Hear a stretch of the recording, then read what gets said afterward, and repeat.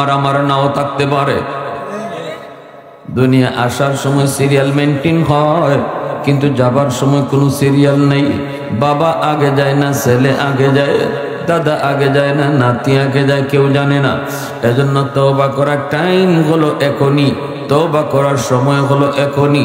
আল্লাহ বলে, বান্দা সকালে তওবা করবে, সকালে আমি তোরে কবুল করব। বিকালে তওবা করবে, বিকালেই তোর গুনাহ মাফ করব। দিনে তওবা করবে, দিনই তোর জীবনের গুনাহ মাফ করব।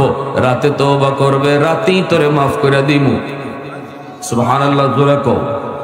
এজন্য ভাইরা, যে যত বড় গুনাহগার, তওবার পরে সে তত বড় বুজুর্গ।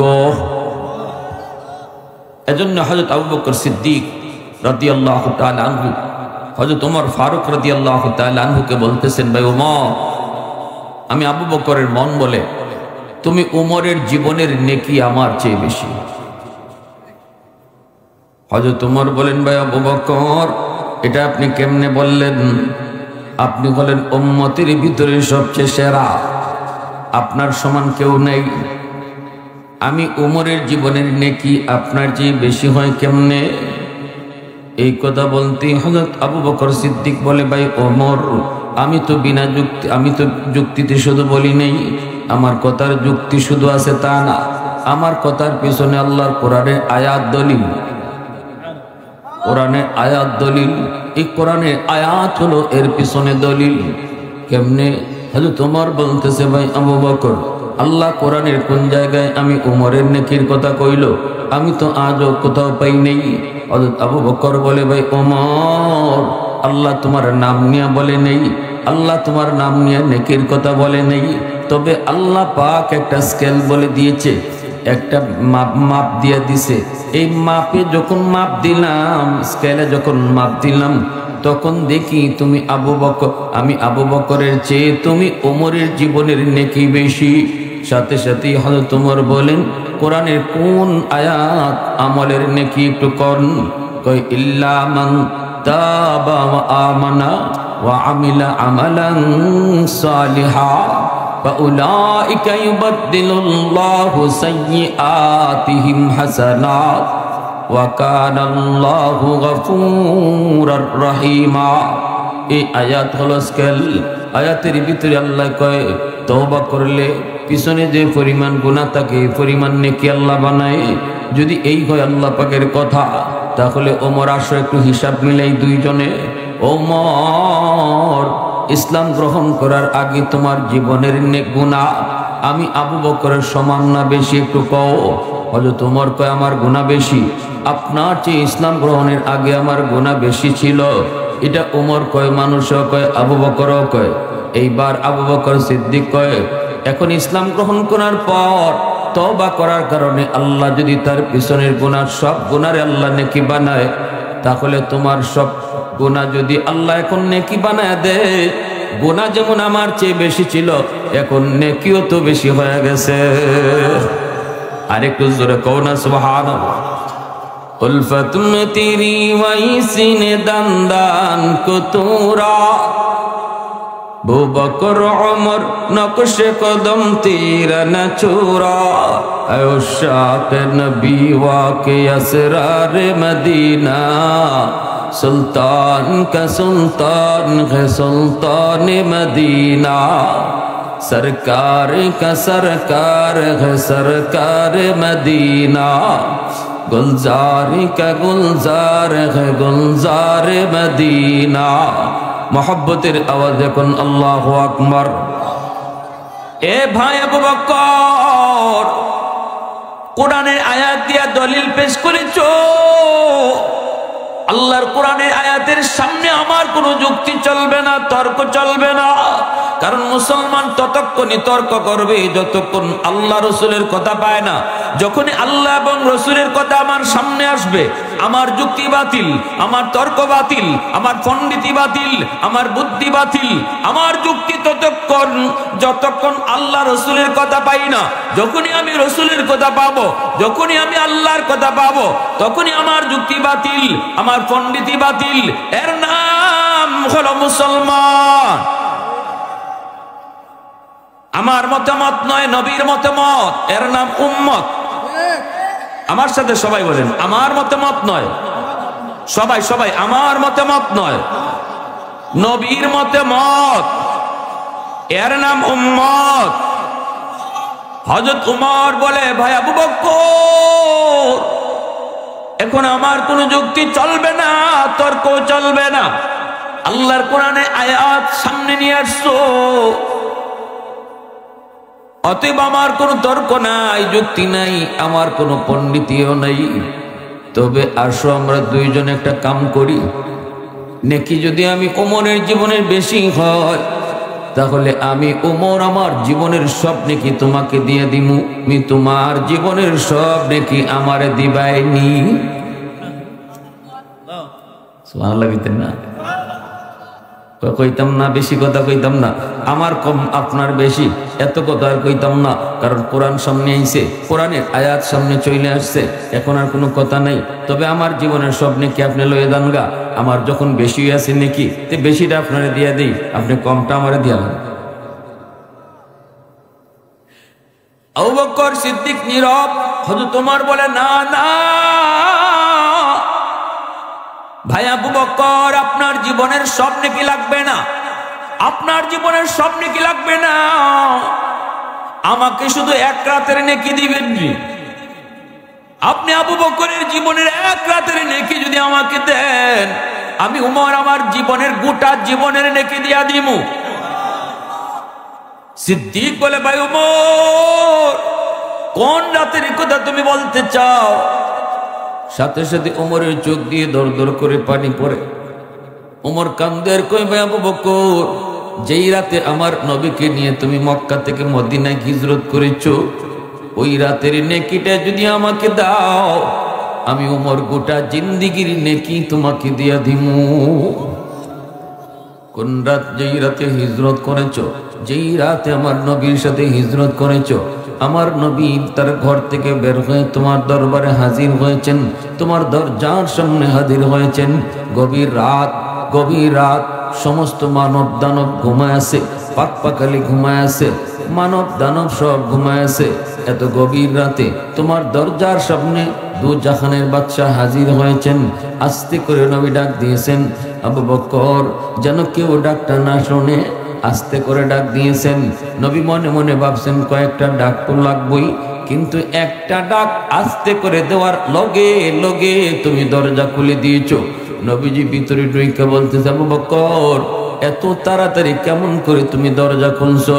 তুমি কি ঘুমাও নাই? সিদ্দিক চোখের পানিটা সাইরা করে, নবী গো, 40 দিন আগে আপনি আমারে বলছিলেন আবু বকর হিজরত করা লাগবে, যে কোনো এক রাতে অপেক্ষা করবা, সতর্ক থাকবা।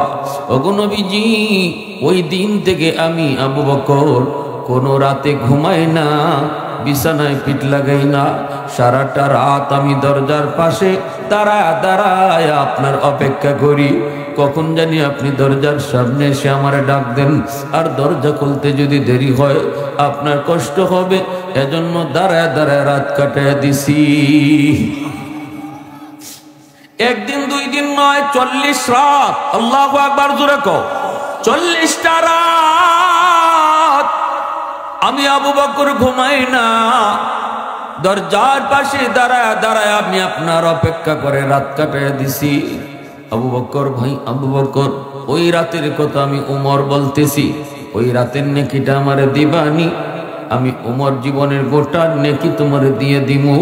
তারপরে নবীর নিয়ে রওনা দিয়েছো, আল্লাহর নবীকে নিয়ে তুমি রওনা দিয়েছো সেই গারে সুর, এত উঁচা পাহাড়, পাহাড়ের উপরে সেই গুহা, এই গুহায় নবীকে নিয়ে তুমি আশ্রয় নিবে, গুহায় উঠতে হবে পাহাড় বায়া বায়া, এত উঁচা পাহাড় কেমন করে তুমি উঠবা, কেমন করে নবী উঠবে?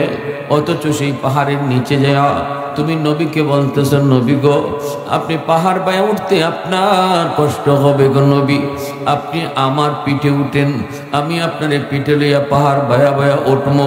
একা উঠতে যেখানে এত কষ্ট, সেই পাহাড়টা দু জাহানের বাদশারে তুমি পিঠে লইয়া পাহাড় বায়া বায়া সেই গুহায় গে হচ্ছ।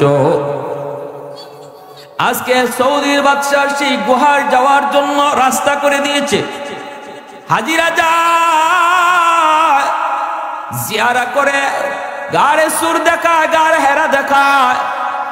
এই পাহাড় গুলাতে উঠতে রাস্তা তৈরি করে দেওয়া হয়েছে, জায়গায় জায়গায় দোকান রাখা হয়েছে, জায়গায় জায়গায় পানির দোকান, জায়গায় জায়গায় জুসের দোকান। আপনি উঠবেন পাহাড়ের উপরে, কয়েকটা স্টপেজ দেওয়া লাগবে আপনাকে, নইলে আপনি হাঁপাইতে শুরু করবেন, আপনার দম বন্ধ হয়ে আসবে, পানি খাওয়া লাগবে, জুস খাওয়া লাগবে। এজন্য সৌদির বাদশা এখন সেই রাস্তা করেছে, জুসের দোকান রেখেছে। আমি গিয়েছি, আল্লাহ পাক রব্বুল আলামিন দেখাইছে, সাহস করি নাই, সাহস করি নাই, সেই গাড়ে সুর উঠার সাহস আমার হয় নাই। অথচ আমি দেখেছি অনেকে উঠে, কিন্তু আমি সাহস করতে পারি নাই। কিন্তু আমার নবীর জমানায় এমন পাহাড়ে উঠার কোনো রাস্তাও ছিল না, পাথরে পা দিয়া দিয়া উঠতে হতো। এত উঁচা পাহাড়টা আবু বকর সিদ্দিক উঠছেন। আমার নবী, আপনার নবী দু জাহানের বাদশাকে নিজের পিঠের মধ্যে লইয়া, রহমতের নবী সিদ্দিকের পিঠে উঠলেন। দু জাহানের বাদশা যখন যার পিঠে উঠছে সেই সবার আগে চলে গেছে। বুরাকের পিঠে উঠছেন নবী, বুরাক সবার আগে চলে গেল। আবু বকর সিদ্দিকের পিঠে উঠলেন নবী, আবু বকর উম্মতের মাঝে সবার আগে চলে গেল। নবীকে পিঠে নিয়ে আবু বকর সেই গুহার কিনারায় গিয়ে বসলেন। এরপরে নবীর পিঠ থেকে নামাইলেন। নামানোর পর বলতেছেন, নবী গো, আপনি গুহার ভিতরে আগে ঢুকবেন না, আমি যে আগে ঢুকি, দেখি গুহাটা নিরাপদ আসেনি। যদি সাপ বিচ্ছু কোনো হিংস্র জীব জানোয়ার থাকে, আমি আবু বকরের ক্ষতি করলে করুক, উম্মতের তেমন ক্ষতি হবে না। কিন্তু যদি আপনার কোনো ক্ষতি হয়, তাহলে উম্মত সেই ক্ষতিপূরণ দিতে পারবে না। নবী গো, আপনি একটু দাঁড়ান, আমি গুহার ভিতরটা একটু দেখে আসি, নিরাপদ নি। সিদ্দিক আগে ঢুকলেন, নবী গুহার মুখে দাঁড়ায় রইলেন। তিনি ভিতরে তিনি সব সাইড দেখলেন, ছোট ছোট গর্ত, যে গর্তের মধ্যে সাপ থাকার সম্ভাবনা রয়েছে। এই গর্তের মুখগুলি আবু বকর পাগড়ি সিরা সিরা তিনি কাপড়ের টুকরা দিয়ে বন্ধ করে দিলেন। একটা গর্তের মুখ বন্ধ করার মতো কাপড় ছিল না। সিদ্দিক সেই গর্তটা তিনি পা দিয়ে আটকায় রাখলেন। মনে মনে এই সিদ্ধান্ত নিছেন, এই গর্তে যদি সাপ থাকে থাকুক, আমি সিদ্দিকের পায়ে কামড় দিক, তবুও যেন আমার নবীর কোনো ক্ষতি না হয়। এরপরে দয়ার নবীর তুমি ভিতরে ঢুকাইছো, নবীর ভিতরে ঢুকাইয়া তোমার ওরাতে নবীর ঘুম পাড়াইছো। নবীরে বলছো, নবী গো, আপনি আমার ওরাতে ঘুমান গো নবী, কষ্ট হয়েছে আপনার। নবীকে ওরাতে ঘুম পাড়াইয়া দিছেন, কিন্তু আমার নবীর ঘুমের চেয়েও তোমার ঘুমের প্রয়োজন বেশি ছিল। কারণ ভাই আবু বকর, 40টা রাত তুমি ঘুমাও নাই। সুবহানাল্লাহ। নিজে না ঘুমাইয়া দু জাহানের বাদশারে নিজের ওরাতে ঘুম পাড়াইছো। দু জাহানের বাদশা তোমার ওরাতে ঘুমাইতেছে। কে ঘুমাইতেছে? কয় কুল কায়নাতের বাদশা। আল্লাহু আকবার। জোরে কও, আরো জোরে কও, আল্লাহু আকবার। तकबीर में कलमा में नमाजों में अज़ा में है नाम इलाही से मिला नाम मोहम्मद, है नाम इलाही से मिला नाम मोहम्मद। फरमाते हैं आदम को मुझे खुल्द तरी में लकहा हुआ तो बाब मिला नाम मोहम्मद। महबूब ने कहा सल्ले अला नाम मोहम्मद, आका की जिया दिल की जिला नाम मोहम्मद, आका की जिया दिल की जिला नाम मोहम्मद। मुसलमाনের आवाज को अल्लाहु अकबर। उल्फत में तेरी वही सीने दंदान को तोरा, बू बकर उमर नक्श कदम तेरा डछोरा। उल्फत में तेरी वही सीने दंदान को तोरा, बू बकर उमर नक्श कदम तेरा न छोरा। ऐ उशाक़ नबी वाक़ी असरार मदीना, सुल्तान का सुल्तान है सुल्तान मदीना। सरकार का सरकार है सरकार मदीना। गुलजार का गुलजार है गुलजार मदीना। अल्लाह ने मक्का काबा बनाया, इस काबा तेरी मरनाया। अल्लाह ने मक्का ही में ये काबा बनाया, इस काबा का काबा तेरी मरकद को बनाया। ऐसा लम्हा जी चले जा राह मदीना, सुल्तान का सुल्तान है सुल्तान मदीना। सरकार का सरकार है सरकार मदीना, गुलजार का गुलजार है गुलजार मदीना। शয়তান আল্লাহর কাছে চ্যালেঞ্জ লই আইছে। চ্যালেঞ্জটা হলো যে মানুষের কারণে আজ আমি জান্নাত থেকে বহিষ্কৃত, এই মানুষ কেমন করে জান্নাতে যায় আমি দেখব। আদম আলাইহিস সালামকে সেজদা না দেওয়ার অপরাধে শয়তানকে আল্লাহ বাইর করে দিলেন, ঠিক না? এজন্য শয়তান চ্যালেঞ্জ করছে, এই বনি আদম কেমনে জান্নাতে যায় আমি ইবলিস দেখবো। আল্লাহ বলেন কেমনে? কয় ডানে বামে সামনে পিছনে সর্বদিক দিয়ে ষড়যন্ত্রের জাল বিছায় রাখবো। তোমার বন্দা যাইব কোন দিক দিয়ে? আমার জালে আটকা পড়বই। আল্লাহ বলেন ইল্লা ইবাদাসিন, কিন্তু আমার মুখলেস বান্দা যারা, এদের কোনো ক্ষতি করতে প্লেস কাটা, যারা গুনাহ হওয়ার পরে তওবা করে ফেলে। সুবহানাল্লাহ। যারা গুনাহ হওয়াটা বড় অপরাধ না, তওবা না করাটা বড় অপরাধ। শয়তান তো গুনাহ করাইবই, কিন্তু গুনাহ করার পরে শয়তানের দুকায় পইরা হয়তো গুনাহ করে ফেলতি। গুনাহ করার পরে যে মানুষটা অনুতপ্ত হয় না, লজ্জিত হয় না, এটা বড় অপরাধ। এটা গুনার চেয়ে বড় অপরাধ। আল্লাহ বলেন আমার যে বান্দায় তওবা করে ফেলাইব, গুনাহ হওয়ার পরে আমার কাছে কানবো, কইব আল্লাহ ভুল হইছে, আল্লাহ মাফ করে দাও, আল্লাহ সাথে সাথে তার গুনাহ মাফ করে দিব। তাইলে শয়তানি করে লাভ হইব? যখন শয়তানে সারা জীবন আমার পিছনে শয়তানি করলো, কিন্তু আমি যদি গুনাহ হওয়ার পরে আল্লাহর কাছে কান্দিয়া কইলে আল্লাহ ভুল হইছে মাফ করে দাও, আল্লাহ বলে তোমার 60-70 বছরের গুনাহ মুহূর্তের ভিতরে মাফ করে দিন। এজন্য ইবলিসে কান্দে, ইবলিস কান্দে মানুষের সুরত দুইরা। আল্লাহ নবী যাইতেছেন, নবীজি ইবলিস তো আর চেনেন না, মানুষের সুরত দুইরা কান্দে। রাসূল জিজ্ঞেস করেন কে গো তুমি? এভাবে অনুনয় বিনয় করে ফুফায়ে ফুফায়ে কাঁদতেছ, ঘটনা কি? কি হয়েছে তোমার? আমার কি হয়েছে এটা আপনার জানা লাভ নাই। ইবলিস কয় আপনি আপনার মতো জানো। রাসূল কয় না, কি হয়েছে একটু কও না, দেখি তোমার কোনো উপকারত্ব করতে পারি। সমস্যা হয়েছে দেখেই তো কাঁদতেছ, দেখি আমি একটু উপকার নি করতে পারি। ইবলিস কয় আপনি আমার পরিচয় পাইলে উপকার করতেন না। আল্লাহ রাসূল বলতেছে তোমার কি পরিচয়? আমার পরিচয় হলো আমি মিস্টার ইবলিস। তুমি ইবলিসে কান্দো কেন? কান্দি যেই মানুষটারে আমি এত সময় দিয়া তারে বেনামাজি বানাইছি, সুদকুর বানাইছি, ঘুষকুর বানাইছি, যার পিছনে এত মেহনত আমি করলাম, এই মানুষটা যখন তওবা করে ফেলে, আল্লাহ মুহূর্তের ভিতরে তার জিন্দেগীর সব গুনাহ মাফ করে দেয়। তো আমি ইবলিস কানবো না তো কি করব?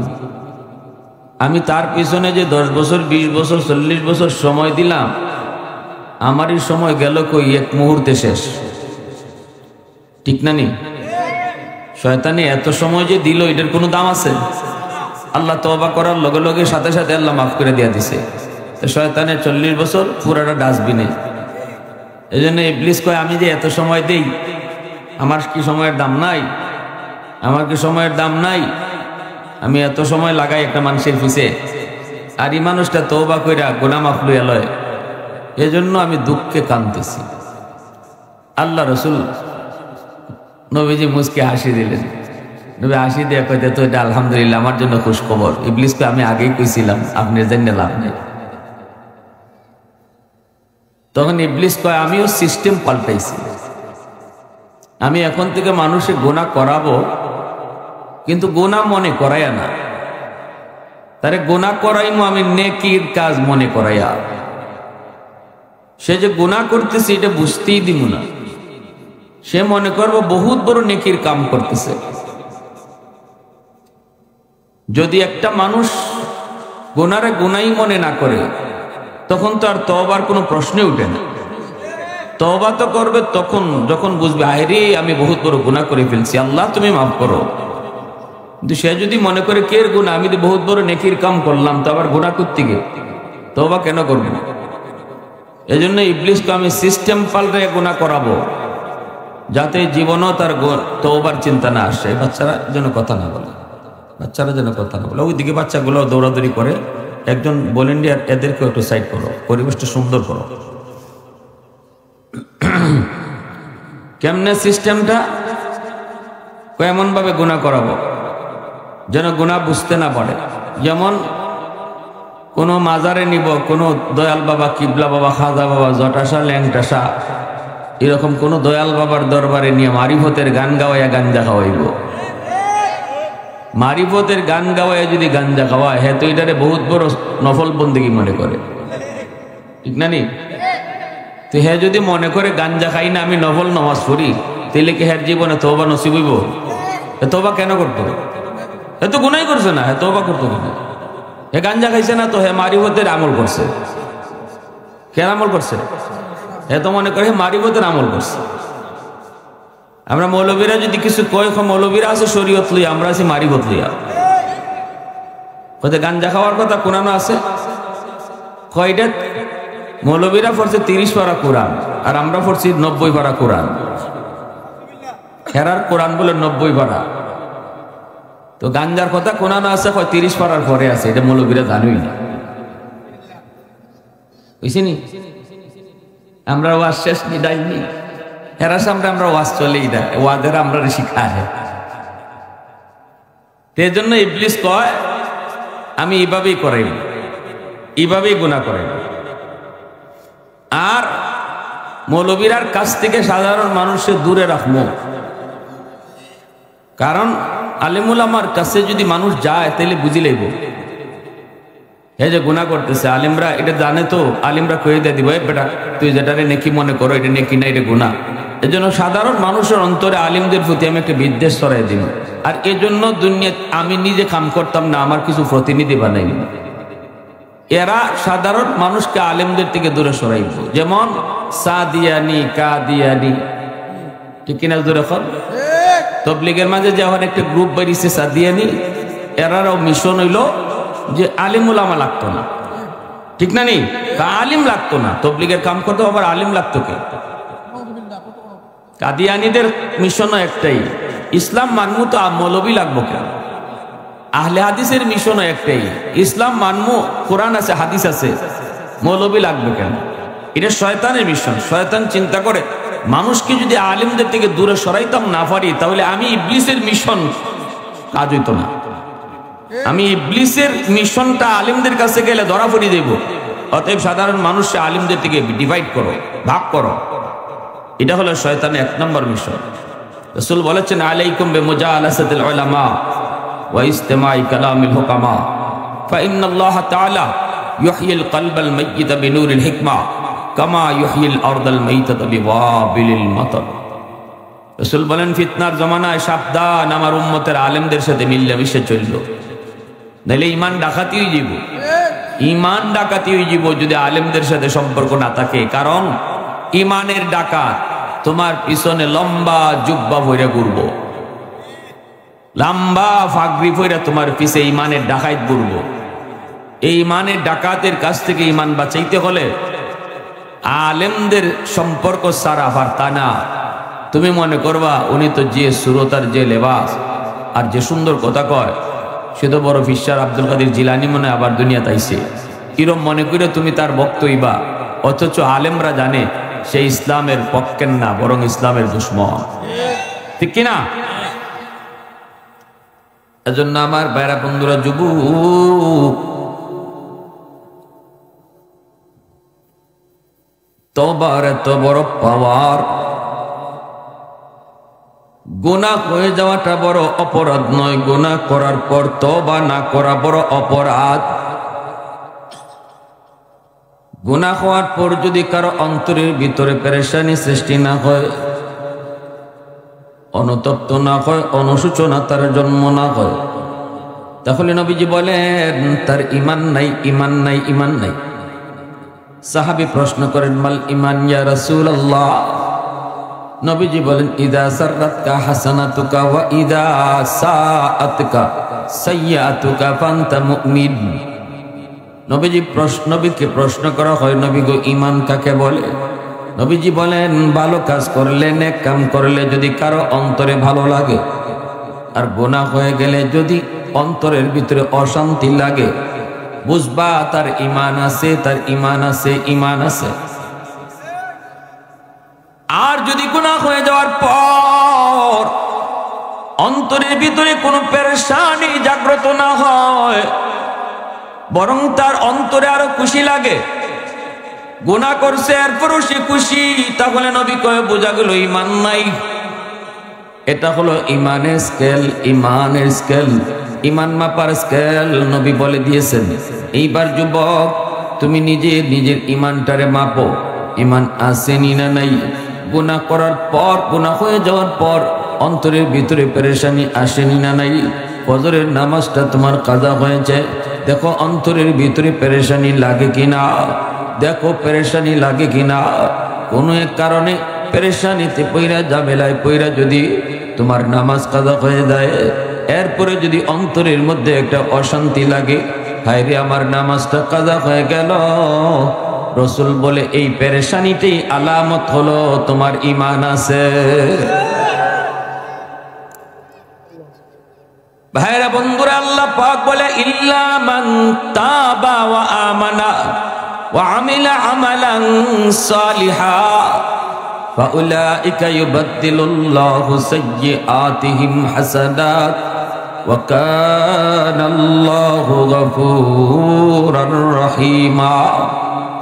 আল্লাহ পাক বলে, তবে যারা তওবা করবে, ঈমান আনবে, নেক আমল করবে, আমি আল্লাহ তার জিন্দেগীর সবগুলা গুনাহকে নেকি দ্বারা বদলায় দিব। আল্লাহ পাক তওবার দ্বারা জীবনের সব গুনাহকে আল্লাহ নেকি বানিয়ে দিবেন, এটা আল্লাহ পাকের কথা। অতএব তওবার দ্বারা একজন মানুষ তার জীবনের সবগুলা গুনাহ শুধু মাফ হয় তা না, বরং গুনাহ তার যে পরিমাণ হয়, এই পরিমাণ গুনাহকে আল্লাহ এই পরিমাণ নেকি বানায়া দেয়। এজন্যই তওবাকারী তওবার দ্বারা আল্লাহর ওলি হয়ে যায়। তওবার দ্বারা একজন মানুষ সাথে সাথে আল্লাহর ওলি হয়ে যায়। যদি কয় মালিক ভুল করেছি আর ভুল করব না, আল্লাহ পাক কয় এই কথাটা আমি আল্লাহর কাছে এত ভালো লাগে, এত পছন্দ লাগে, তার গুনাহ শুধু মাফ করি তা না, বরং গুনাহ পরিমাণ নেকি বানায় দেই। আওয়াজ দিয়ে কোন সুবহানাল্লাহ, আর জোরে সুবহানাল্লাহ। প্রশংসা করব কার? আরো জোরে কার? वहदत की हिफाजत नहीं बेकुवत बाजू, वहदत की हिफाजत नहीं बेकुवत बाजू, आती नहीं कुछ कमी है अक्ल खुदा दाद, ऐ मर्द खुदा तुझको कुव्वत नहीं हासिल, जा बैठ किसी गार में अल्लाह को करिया, ये सच है कि बातिल की तरफ दार नहीं हम, गद्दार न समझो हमें गद्दार नहीं हम, फूलों की तरह नरम मिजाज अपना है नाज़ार, हम तीरी नहीं नेज़ा व तलवार नहीं हम অদৃশ্যের আরেক नहीं नेज़ा व तलवार नहीं हम मुसलमाনের आवाज को अल्लाहु अकबर যাদের দেখা যায় না আমার ভাইরা বন্ধুরা এজন্য বলতেছিলাম তওবার দ্বারা আল্লাহ পাক রব্বুল আলামিন জীবনের সমস্ত গুনাহকে আল্লাহ নেকি বানিয়ে দেয় তওবা করার আগে যদি তার গুনাহকে ক্ষমতা দান করেছে তওবা করার পরই আল্লাহ তার সাগর পরিমাণ নেকি বানিয়ে দেয় তওবার আগে যদি তার গুনাহকে পাহাড় পরিমাণ তওবার পরে আল্লাহ পাক পাহাড় পরিমাণ নেকি বানিয়ে দেয় তারা মানবাকৃতিতে আসে যেমন সাহাবী জিনেরা নবীর সামনে এসে কালেমা পড়ে মুসলমান যার যার হাতে আমলনামা দিবেন আমলনামা দেখতে যায় তওবাকারী দেখবে ফজরের নামাজে কোরআন পড়তেছে ভিতরে অনেক নেকি যেগুলা সে করেই আল্লাহু আকবার আমি যে তওবা করার পর এই জায়গাটা আল্লাহ পাক গুনার জায়গাটা আল্লাহ মুছে দিয়েছে আল্লাহ পাক মিটাই দিয়েছে গুনার জায়গাটা আল্লাহ পাক যখন মিটাই দিয়েছে মিটাই দেওয়ার পর এই জায়গাটা খালি থাকলে একজন আরেকজনকে যখন আমলনামা দেখাইব তখন আরেকজনে কইব এই জায়গাটা তোর খালি দেখা যায় মনে হয় আল্লাহ পাক দয়া করে তোর গুনারে মাফ করছে এখানে গুনাহ ছিল তুই আল্লাহর দয়া জান্নাত পাইছো এতটুকু কইয়াও যেন কেউ তারে খোটা দিতে না পারে ছোট করতে না পারে এজন্য গুনার কোনো আলামতি আল্লাহ রাখবেন না বরং ওই গুনার গ্যাপটা আল্লাহর নেকি দ্বারা ভরপুর করে দিবেন ইন্নাল্লাহা ইউহিব্বুত তাওয়াবিন ওয়া ইউহিব্বুল মুতাতাহহিরিন মুতাতাহহিরিনদেরকে ভালোবাসার কথা আল্লাহ পরে নিলেন তাওয়াবিনের মহব্বতের কথা আল্লাহ আগে নিয়ে আসলেন এ যুবক যার দ্বারা কোনো গুনাহ হয় না তারে আল্লাহ ভালোবাসে আবার যে গুনাহ করার পর তওবা করে তারেও আল্লাহ ভালোবাসে এই দুই ভালোবাসার ভিতরে গুনাহ করার পর যারা তওবা করে তার ভালোবাসার কথা আল্লাহ আগে আনছেন একটু চিন্তা করে দেখো একটু অনুনয় একটু বিনয় আল্লাহর কাছে সারেন্ডার করাটা আল্লাহ কত পছন্দ করে আল্লাহ এই দৃশ্য যদি দুনিয়ায় না দেখতো আল্লাহর কাছে সারেন্ডার করার দৃশ্য যদি আল্লাহ দুনিয়ায় না দেখতো মানুষ পাল্টাই আল্লাহ অন্য কোনো জাতি দুনিয়া পাঠাইতো আল্লাহর কাছে এটা বড় পছন্দ লাগে বান্দা যখন চোখের পানি ফেলায় মালিক ভুল করেছি আল্লাহ তুমি মাফ করো শয়তানের দুঃখায় পরে নামাজ ছাড়ছি আর সারমুনা মালিক তুমি মাফ করো আল্লাহ কয় বান্দা তোর এই দৃশ্যটা দেখার লাগে আমি তোরে দুনিয়া পাঠাইছি সুবহানাল্লাহ জোরে কোন এজন্য আমার ভাইরা বন্ধুরা শোনো এ যুবক ড্যাম কি আর হইয়া চইল না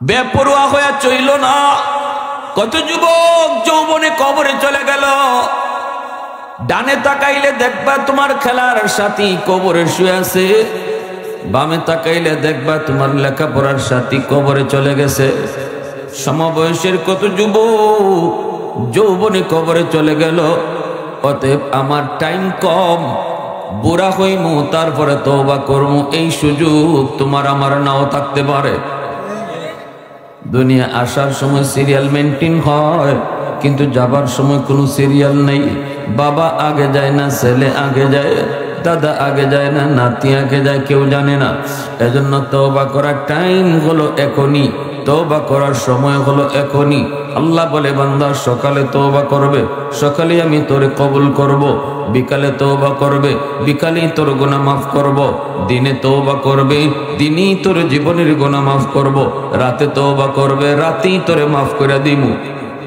সুবহানাল্লাহ জোরে কও এজন্য ভাইরা যে যত বড় গুনাহগার তওবার পরে সে তত বড় বুজুর্গ এজন্য হযরত আবু বকর সিদ্দিক রাদিয়াল্লাহু তাআলা আনহু হযরত ওমর ফারুক রাদিয়াল্লাহু তাআলা আনহুকে বলতেছেন ভাই ওমর আমি আবু বকরের মন বলে তুমি ওমরের জীবনের নেকি আমার চেয়ে বেশি হযরত ওমর বলেন ভাই আবু বকর এটা আপনি কেমনে বললেন আপনি বলেন উম্মতের ভিতরে সবচেয়ে সেরা আপনার সমান কেউ নেই। আমি উমরের জীবনের নেকি আপনার চেয়ে বেশি হয় কেমনে? এই কথা বলতেই হযরত আবু বকর সিদ্দিক বলে, ভাই ওমর, আমি তো যুক্তিতে শুধু বলি নেই, আমার কথার যুক্তি শুধু আছে তা না, আমার কথার পিছনে আল্লাহর কোরআনের আয়াত দলিল। কোরআনের আয়াত দলিল, এই কোরআনের আয়াত হলো এর পিছনে দলিল। কেমনে? হযরত ওমর বলতেছে, ভাই আবু বকর, আল্লাহ কোরআনের কোন জায়গায় আমি উমরের নেকির কথা কইল? আমি তো আজও কোথাও পাই নেই। হযরত আবু বকর বলে, ভাই ওমর, আল্লাহ তোমার নাম নিয়ে বলে নেই, আল্লাহ তোমার নাম নিয়ে নেকির কথা বলে নেই, তবে আল্লাহ পাক একটা স্কেল বলে দিয়েছে, একটা মাপ দিয়ে দিছে।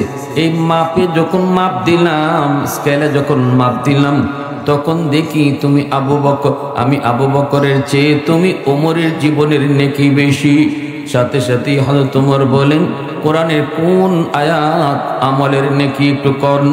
কই ইল্লা মান তাবা ওয়া আমানা ওয়া আমিলা আমালান সালিহা ফাউলাইকা ইউবাদদিলুল্লাহু সাইয়্যাতিহিম হাসানাত ওয়া কানাল্লাহু গফুরার রহিমা। এই আয়াত হলো স্কেল। আয়াতের ভিতরে আল্লাহ কয়, তওবা করলে পিছনে যে পরিমাণ গুনাহ থাকে এই পরিমাণ নেকি আল্লাহ বানায়। যদি এই হয় আল্লাহ পাকের কথা, তাহলে ওমর আসো একটু হিসাব মিলাই দুইজনে। ওমর, ইসলাম গ্রহণ করার আগে তোমার জীবনের গুনাহ আমি আবু বকরের সমান না বেশি? একটু কও। হযরত ওমর কয়, আমার গুনাহ বেশি। আপনার চেয়ে ইসলাম গ্রহণের আগে আমার গুনাহ বেশি ছিল। এটা ওমর কয়, মানুষও কয়, আবু বকরও কয়। এইবার আবু বকর সিদ্দিক কয়, এখন ইসলাম গ্রহণ করার পর তওবা করার কারণে আল্লাহ যদি তার পিছনের গুনাহ সব গুনারে আল্লাহ নেকি বানায়, তাহলে তোমার সব গুনাহ যদি আল্লাহ এখন নেকি বানায় দেয়, গুনাহ যেমন আমার চেয়ে বেশি ছিল, এখন নেকিও তো বেশি হয়ে গেছে। আরেকটু জোরে কও না সুবহানাল্লাহ। উলফতুন তেরি ওয়াইসিনে দান কুতুরা, আবু বকর ওমর নকশে কদম তেরা ন চুরা, আয়শাক নবী ওয়াকে আসরার মদিনা, সুলতান কা সুলতান है सुल्तान मदीना, सरकार का सरकार है सरकार मदीना, गुलजार का गुलजार है गुलजार मदीना। मोहब्बतेर आवाज এখন আল্লাহু আকবার। এ ভাই আবু বকর, কোরআনের আয়াত দিয়া দলিল পেশ করেছো। আল্লাহর কোরআনের আয়াতের সামনে আমার কোনো যুক্তি চলবে না, তর্ক চলবে না। কারণ মুসলমান ততক্ষণই তর্ক করবে যতক্ষণ আল্লাহ রসুলের কথা পায় না। যখনই আল্লাহ এবং রসুলের কথা আমার সামনে আসবে, আমার যুক্তি বাতিল, আমার তর্ক বাতিল, আমার পণ্ডিতি বাতিল, আমার বুদ্ধি বাতিল। আমার যুক্তি ততক্ষণ যতক্ষণ আল্লাহ রসুলের কথা পাই না। যখনই আমি রসুলের কথা পাবো, যখনই আমি আল্লাহর কথা পাবো, তখনই আমার যুক্তি বাতিল, আমার পণ্ডিতি বাতিল। এর নাম হলো মুসলমান। আমার মতামত নয়, নবীর মতামত, এর নাম উম্মত। আমার সাথে সবাই বলেন, আমার মতামত নয়। সবাই সবাই, আমার মতামত নয়, নবীর মতামত, এর নাম উম্মত। হযরত উমর বলে, ভাই আবু বকর, এখন আমার কোনো যুক্তি চলবে না, তর্ক চলবে না। আল্লাহর কোরআনে আয়াত সামনে নিয়ে আসছো, অতএব আমার কোনো তর্ক নাই, যুক্তি নাই, আমার কোনো পণ্ডিতিও নাই। তবে আসো আমরা দুইজন একটা কাম করি। নেকি যদি আমি ওমরের জীবনের বেশি হয়, তাহলে আমি ওমর আমার জীবনের সব নেকি তোমাকে দিয়ে দিমু, আমি তোমার জীবনের সব নেকি আমারে দিবাইনি। সুবহানাল্লাহ কইতেন না? কইতাম না, বেশি কথা কইতাম না। আমার কম আপনার বেশি, এত কথা আর কইতাম না। কারণ কোরআন সামনে আইছে, কোরআনের আয়াত সামনে চলে আসছে, এখন আর কোনো কথা নাই। তবে আমার জীবনের সব নেকি আপনি লয়ে দেন গা। আমার যখন বেশি আছে নেকি, তে বেশিটা আপনারে দিয়ে দিই, আপনি কমটা আমারে দিয়া দেন। আবু বকর সিদ্দিক নীরব। হযরত ওমর বলে, না না ভাই আবু বকর, আপনার জীবনের সব নেকি লাগবে না, আপনার জীবনের সব নেকি লাগবে না, আমাকে শুধু এক রাতের নেকি দিবেন। আপনি আবু বকরের জীবনের এক রাতের নেকি যদি আমাকে দেন, আমি উমর আমার জীবনের গোটা জীবনের নেকি দিয়া দিমু। সিদ্দিক বলে, ভাই উমর, কোন রাতের কথা তুমি বলতে চাও? সাথে সাথে উমরের চোখ দিয়ে দর দর করে পানি পড়ে। উমর কান্দের কই, ভাই আবু বকর, যেই রাতে আমার নবীকে নিয়ে তুমি মক্কা থেকে মদিনায় হিজরত করেছো, ওই রাতের নেকিটা যদি আমাকে দাও, আমি উমর গোটা জিন্দিগির নেকি তোমাকে দিয়া দিমু।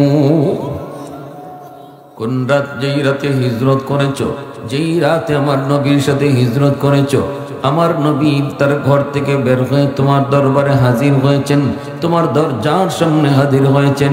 গভীর রাত, গভীর রাত, সমস্ত মানব দানব ঘুমায় আছে, পাক পাকালি ঘুমায় আছে, মানব দানব সব ঘুমায় আছে। এত গভীর রাতে তোমার দরজার সামনে দু জাহানের বাদশাহ হাজির হয়েছেন। আস্তে করে নবী ডাক দিয়েছেন, আবু বকর, যেন কেউ ডাকটা না শোনে, আস্তে করে ডাক দিয়েছেন। নবী মনে মনে ভাবছেন, কয়েকটা ডাক তো লাগবই, কিন্তু একটা ডাক আস্তে করে দেওয়ার লগে লগে তুমি দরজা খুলে দিয়েছো। নবীজি ভিতরে ঢুকে বলতেছে, আবু বকর, এত তাড়াতাড়ি কেমন করে তুমি দরজা খুলছো? তুমি কি ঘুমাও নাই? সিদ্দিক চোখের পানিটা সাইরা করে, নবী গো, 40 দিন আগে আপনি আমারে বলছিলেন আবু বকর হিজরত করা লাগবে, যে কোনো এক রাতে অপেক্ষা করবা, সতর্ক থাকবা। ওগো নবীজি, ওই দিন থেকে আমি আবু বকর কোনো রাতে ঘুমাই না, বিছানায় পিঠ লাগাই না, সারাটা রাত আমি দরজার পাশে দাঁড়ায় দাঁড়ায় আপনার অপেক্ষা করি, কখন জানি আপনি দরজার সামনে এসে আমার ডাক দেন। আর দরজা খুলতে যদি দেরি হয় আপনার কষ্ট হবে, এজন্য দাঁড়ায় দাঁড়ায় রাত কাটায় দিছি। একদিন দুই দিন নয়, 40 রাত। আল্লাহু আকবার, জোরে কও, 40টা রাত আমি আবু বকর ঘুমাই না, দরজার পাশে দাঁড়ায় দাঁড়ায় আমি আপনার অপেক্ষা করে রাত কাটায় দিছি। আবু বকর, ভাই আবু বকর, ওই রাতের কথা আমি উমর বলতেছি, ওই রাতের নেকিটা আমারে দিবানি, আমি উমর জীবনের গোটা নেকি তোমারে দিয়ে দিমু। তারপরে নবীর নিয়ে রওনা দিয়েছো, আল্লাহর নবীকে নিয়ে তুমি রওনা দিয়েছো সেই গারে সুর, এত উঁচা পাহাড়, পাহাড়ের উপরে সেই গুহা, এই গুহায় নবীকে নিয়ে তুমি আশ্রয় নিবে। গুহায় উঠতে হবে পাহাড় বায়া বায়া, এত উঁচা পাহাড় কেমন করে তুমি উঠবা, কেমন করে নবী উঠবে? অথচ সেই পাহাড়ের নিচে যাওয়া তুমি নবীকে বলতেছো, নবী গো, আপনি পাহাড় বায়া উঠতে আপনার কষ্ট হবে গো নবী, আপনি আমার পিঠে উঠেন, আমি আপনার পিঠে লইয়া পাহাড় বায়া বায়া উঠবো। একা উঠতে যেখানে এত কষ্ট, সেই পাহাড়টা দু জাহানের বাদশারে তুমি পিঠে লইয়া পাহাড় বায়া বায়া সেই গুহায় গে হচ্ছ। আজকে সৌদির বাদশাহ সেই গুহার যাওয়ার জন্য রাস্তা করে দিয়েছে, হাজিরা যায় জিয়ারা করে, গারে সুর দেখায়, গারে হেরা দেখায়, এই পাহাড় গুলাতে উঠতে রাস্তা তৈরি করে দেওয়া হয়েছে। নামাজের সময় ডাকাডাকি করব বাপেরা, ইনশাআল্লাহ বলেন, জায়গায় জায়গায় জুসের দোকান। আপনি উঠবেন পাহাড়ের উপরে, কয়েকটা স্টপেজ দেওয়া লাগবে আপনাকে, নইলে আপনি হাঁপাইতে শুরু করবেন, আপনার দম বন্ধ হয়ে আসবে, পানি খাওয়া লাগবে, জুস খাওয়া লাগবে। এজন্য সৌদির বাদশা এখন সেই রাস্তা করেছে, জুসের দোকান রেখেছে। আমি গিয়েছি, আল্লাহ পাক রব্বুল আলামিন দেখাইছে, সাহস করি নাই, সাহস করি নাই, সেই গারে সুর উঠার সাহস আমার হয় নাই। অথচ আমি দেখেছি অনেকে উঠে, কিন্তু আমি সাহস করতে পারি নাই। কিন্তু আমার নবীর জমানায় এমন পাহাড়ে উঠার কোনো রাস্তাও ছিল না, পাথরে পা দিয়া দিয়া উঠতে হতো। এত উঁচা পাহাড়টা আবু বকর সিদ্দিক উঠছেন, আমার নবী, আপনার নবী, দু জাহানের বাদশাকে নিজের পিঠের মধ্যে লইয়া, রহমতের নবী সিদ্দিকের পিঠে উঠলেন। দুজাহানের বাচ্চা যখন যার পিঠে উঠছে সেই সবার আগে চলে গেছে। বুরাকের পিঠে উঠছেন নবী, বুরাক সবার আগে চলে গেল। আবু বকর সিদ্দিকের পিঠে উঠলেন নবী, আবু বকর উম্মতের মাঝে সবার আগে চলে গেল। নবী কি পিঠে নিয়ে আবু বকর সেই গুহার কিনারায় গিয়ে বসলেন। এরপরে নবীর পিঠ থেকে নামাইলেন। নামানোর পর বলতেছেন, নবী গো, আপনি গুহার ভিতরে আগে ঢুকবেন না, আমি যে আগে ঢুকি দেখি গুহাটা নিরাপদ আসেনি। যদি সাপ বিচ্ছু কোনো হিংস্র জীব জানোয়ার থাকে, আমি আবু বকরের ক্ষতি করলে করুক, উম্মতের তেমন ক্ষতি হবে না। কিন্তু যদি আপনার কোনো ক্ষতি হয় তাহলে উম্মত সেই ক্ষতিপূরণ দিতে পারবে না। নবী গো, আপনি একটু দাঁড়ান, আমি গুহার ভিতরটা একটু দেখে আসি নিরাপদ নি। সিদ্দিক আগে ঢুকলেন, নবী গুহার মুখে দাঁড়ায় রইলেন। তিনি ভিতরে তিনি সব সাইড দেখলেন, ছোট ছোট গর্ত, যে গর্তের মধ্যে সাপ থাকার সম্ভাবনা রয়েছে। এই গর্তের মুখগুলি আবু বকর পাগড়ি সিরা সিরা তিনি কাপড়ের টুকরা দিয়ে বন্ধ করে দিলেন। একটা গর্তের মুখ বন্ধ করার মতো কাপড় ছিল না। সিদ্দিক সেই গর্তটা তিনি পা দিয়ে আটকায় রাখলেন। মনে মনে এই সিদ্ধান্ত নিছেন, এই গর্তে যদি সাপ থাকে থাকুক, আমি সিদ্দিকের পায়ে কামড় দিক, তবুও যেন আমার নবীর কোনো ক্ষতি না হয়। এরপরে দয়ার নবীরে তুমি ভিতরে ঢুকাইছো, নবীরে ভিতরে ঢুকাইয়া তোমার ওরাতে নবীরে ঘুম পাড়াইছো। নবীরে বলছো, নবী গো, আপনি আমার ওরাতে ঘুমান গো নবী, কষ্ট হয়েছে আপনার। নবীকে ওরাতে ঘুম পাড়াইয়া দিছেন, কিন্তু আমার নবী ঘুমের চেয়েও তোমার ঘুমের প্রয়োজন বেশি ছিল। কারণ ভাই আবু বকর, 40টা রাত তুমি ঘুমাও নাই। সুবহানাল্লাহ। নিজে না ঘুমাইয়া দুজাহানের বাদশারে নিজের ওরাতে ঘুম পাড়াইছো। দুজাহানের বাদশা তোমার ওরাতে ঘুমাইতেছে। কে ঘুমাইতেছে? কয় কুল কায়নাতের বাদশা। আল্লাহু আকবার। জোরে কও, আরো জোরে কও, আল্লাহু আকবার। तकबीर में कलमा में नमाजों में अज़ा में है नाम इलाही से मिला नाम मोहम्मद, है नाम इलाही से मिला नाम मोहम्मद। फरमाते हैं आदम को मुझे खुल्द तरी में लिखा हुआ तो बाब मिला नाम मोहम्मद। महबूब ने कहा सल्ले अला नाम मोहम्मद, आंखों की जिया दिल की जिला नाम मोहम्मद, आंखों की जिया दिल की जिला नाम मोहम्मद। मुसलमाনের আওয়াজে কও আল্লাহু আকবার। ও ভাই আবু বকর, আমার নবীরে তোমার উরাতে ঘুম পড়াইছো। নবী ঘুমাইতেছে। কে ঘুমাইতেছে? দুই জাহানের বাদশাহ তোমার উরাতে ঘুমাইতেছে। নয়ন জুড়ে জুড়ে নবীর চেহারাটা তুমি দেখতেছো। এত কাছে থেকে আমি উমর আমার নবীকে এত লম্বা টাইম কখনো দেখি নাই। এই তো সেই চেহারা, যেই চেহারার দিকে তুমি তাকায় রইছো। পৃথিবীর ওয়ান পিস চেহারা। আল্লাহ এমন চেহারা অতীতে বানায় নাই, কিয়ামতের আগে আর বানাবেও না। এত মায়া, এত জাদু, সেই চেহারাটা তুমি নয়ন জোড়ায় জোড়ায় দেখতেছো। ওই অবস্থায় তোমার পা, যেই পা দিয়ে ছোট্ট গর্ত তুমি আটকায় রাখছো, সেই গর্তের মধ্যেই ছিল সাপ। সাপে তোমার পায়ে দিল কামড়। বিষের যন্ত্রণা, কত কষ্ট, কিন্তু তুমি বডি নড়াচড়া করো না, আহ ও শব্দটাও বলো না।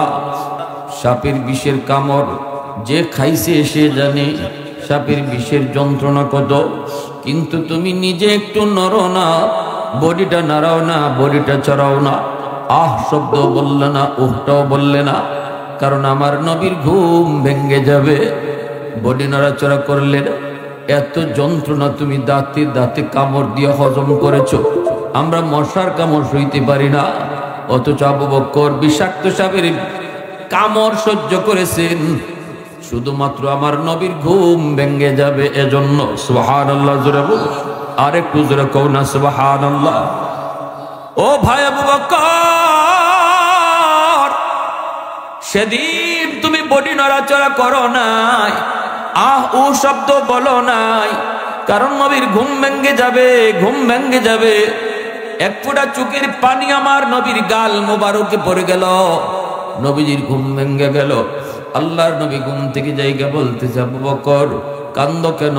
সিদ্দিক তখন চোখের পানি মুছে আর কই নবী গো আমার সাপে কামড় দিছে, সাপে কামড় দিছে, যন্ত্রণায় আমি অস্থির। নবী কই ডাক দিলে না কেন? কেন তুমি আমাকে ডাক দিলায় না? সিদ্দিক বলে কেমনে ডাক দিয়ে? আপনি ঘুমাইতেছেন, আপনার ঘুম ভাঙলে কষ্ট হবে। ডাক দি মধুরের কথা গো নবী, আমি যন্ত্রণা কাঁদ দাঁতে দাঁতে কামড় দিয়ে হজম করছি, তবু বডি লড়াচড়া করছি না, শরীরটা আমি লড়াচড়া করছি না, কারণ একটু লড়লে যদি আপনার ঘুম ভেঙে যায়।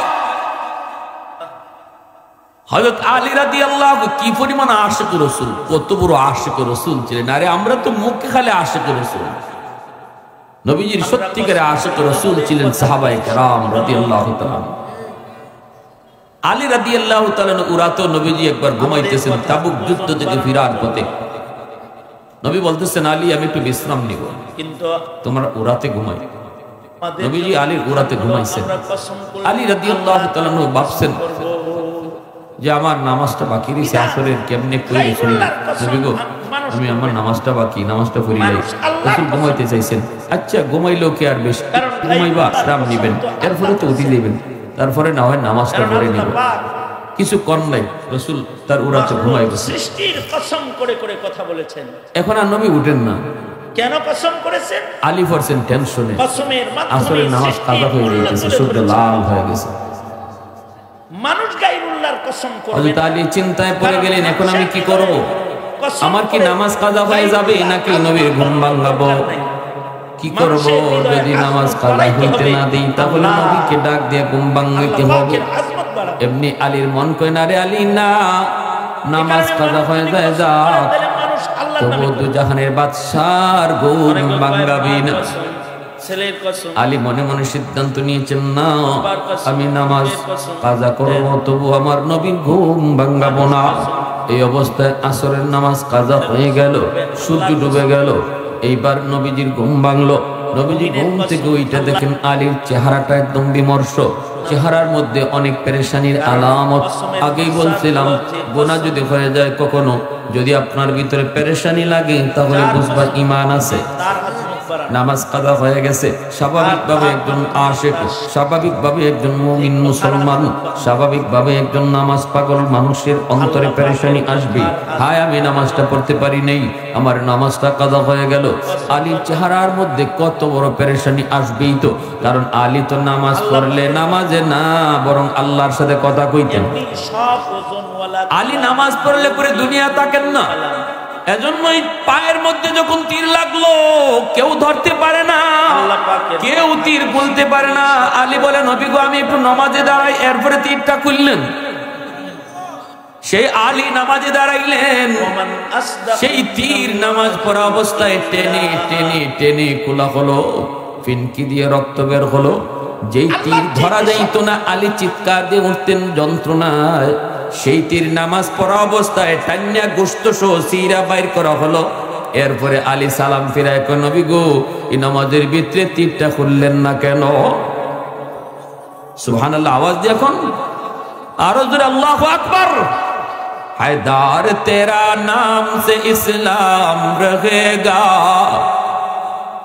हैदर तेरा नाम से इस्लाम रहेगा, दुनिया की शजाअत में तेरा नाम रहेगा, दुनिया की शजाअत में तेरा नाम रहेगा, मुआविया तेरा नाम से इस्लाम रहेगा, दुनिया की सियासत में तेरा नाम रहेगा, दुनिया की सियासत में तेरा नाम रहेगा। मुसलमाনের আওয়াজ এখন আল্লাহু আকবার। নবীজি বলতেছেন আলী আমারে ডাক দিলা না? আলী বলে ইয়া রাসূলুল্লাহ আপনারা ডাক দিলে ঘুম ভাঙবে, কষ্ট হবে, এজন্য ডাক দেই নাই, নামাজ কাজা হয়ে গেছে গা, নামাজ পড়িলে হবে। আল্লাহ নবী কথা শোনা মাত্রই দুইটা হাত উপরে উঠায় দিয়েছেন। হাত উঠা মালিক আজ আমার আলী তার নামাজ কাজা হয়েছে নিজের দোষে না, আলীর নামাজ কাজা হয়েছে তোমার বন্ধুর দিকে খেয়াল কইরা, তোমার বন্ধুর কারণে আজকে ওই বন্ধু তোমার দরবারে হাত উঠাইছে। মালিক আমি নবী চাই না আমার আলীর নামাজ কাজা হইতো, তোমার সূর্য আবার আকাশে উঠাও। আল্লাহু আকবার, জোরে বলেন। রাদ্দে শামস নামক কিতাবের ভিতরে এসেছে, আল্লাহ নবী কয়, মালিক সূর্য তুমি আবার আকাশে উঠাও, যেন আলী টাইম মতো নামাজ পড়তে পারে। আল্লাহ পাক রব্বুল আলামিন আমার আপনার নবীর হাত উপরে থাকতে থাকতে ডুবন্ত সূর্য আবার আকাশে উঠায় দিয়েছেন।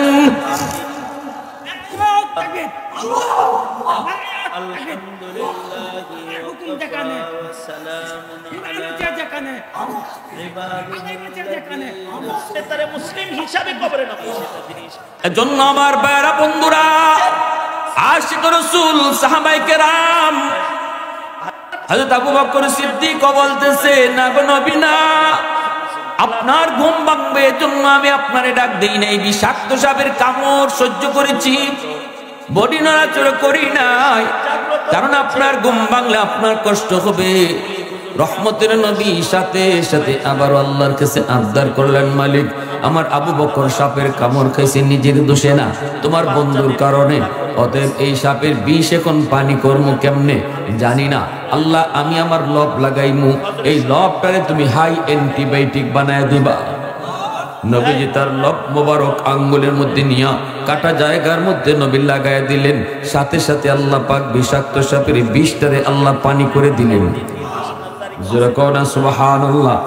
এরপরে নবীজি ডাক দিলেন, সাপ রে তুই গর্ত থেকে বের হ, সাপ তুই গর্ত থেকে বের হ, বল আমার আবু বকরকে কেন কামড় দিলি। সাথে সাথে আল্লাহ সাপের জবান খুলে দিয়েছেন। সাপটা আওয়াজ দিয়ে কয়, নবী গো মাপ চাই, ইয়া রাসূলুল্লাহ মাপ চাই, ওগো নবী আপনার আবু বকরের পায়ে আমি ইচ্ছা করে কামড় দেই নাই, আমি অপারগ হয়ে কামড় দিয়েছি গো নবী। নবী গো আমার এই জায়গায় অবস্থান, এখানে আমি এতদিন যাবৎ আসি গুহার মধ্যে শুধুমাত্র আপনারে এক নজর দেখার জন্য, শুধুমাত্র আপনারে এক নজর দেখার জন্য এই গুহায় আমি আসি গো নবী। আমার বাড়ি গুহায় ছিল না, আমার বাড়ি ছিল ওই যে খেজুর বাগান, ওই খেজুর বাগানে আমি থাকতাম। দুইজন তাওরাত কিতাবের আলেম যায়, একজন আরেকজন কয়, দোস্ত ওই যে দেখো একটা গুহা, এই গুহার কথা আল্লাহ তাওরাত কিতাবের ভিতরে বলছে, এই সেই গুহা যার